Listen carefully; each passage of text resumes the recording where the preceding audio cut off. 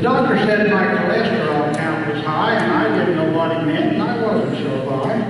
Didn't ask him why. But he said eating oats might bring the count down, so I just loaded up on oats the next time I went to town. I bought oatmeal and every kind of oat cereal I could find. My wife didn't have to fix my breakfast anymore, so she didn't mind. I'd just get up and pour a bowl full, and I'd go to work, and then the kids would go to school.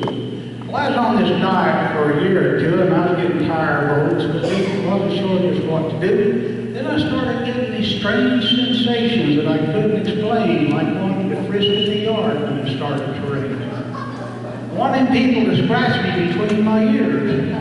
And reading my oats out of the bag was driving my wife to tears. I even learned that, now when I count, I paw the ground and I shy at every strange new sound. And my hair is taken on a silvery glow like sunlight reflecting on newly fallen snow. And now I know this will make me sound like a ninny, but when I laugh, it sounds like a whinny. And when I get up in the morning, I'm putting on my clothes, I've started blowing rollers out of my nose. I've even learned to sleep while standing up, and I like frisking in the yard with the kids in the pub. Well, I finally took oats out of my diet, and now things are definitely more quiet. My cholesterol count's as high as before, but I'm not going to eat oats anymore. And when my wife comes around, I no longer jump, but I do miss her friendly little pats on the ropes.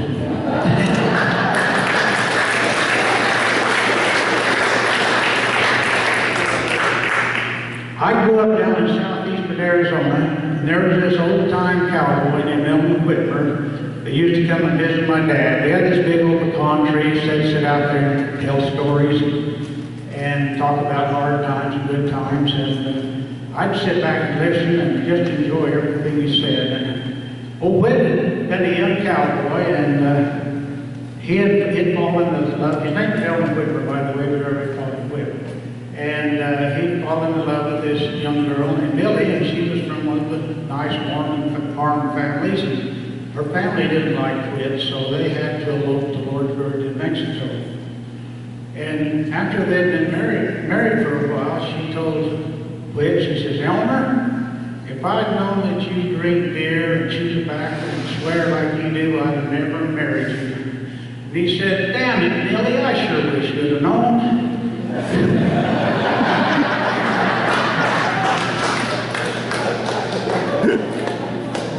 Anyway, Whit told this story once. When I started writing poetry, I tried to remember everything he said about this one experience and write a poem about it. And so this is my try. A bunch of the boys were standing around and they were discussing various things they'd found. But old Whit stepped up with a tear in his eye. The things he told us almost made me cry. He said, I spent a winter in a line camp way back up in the hills. I knew I'd be lonesome, but it hoped to help to pay the bills. Well, winter come early and it sure was cold, and I didn't do much more than what I'd been told. Well, that little cabin was pretty comfortable. I had everything I needed, except I discovered I couldn't bring anything to read. So I looked that cabin over, and the only thing I found was the Holy Bible, and it was leather-bound. And I decided right then and there I'd read it all the way through, and besides, that's what my mother always wanted me to do. So I started in Genesis, and I read it to the end. Now this is what I discovered, so listen up, my friend. Heaven is a place where cowboys just can't go. I can see your shot, so I'll give it to you slow. Cowboys aren't mentioned on one single page.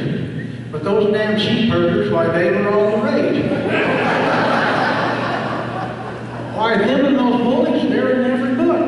If you don't believe me, just take a look.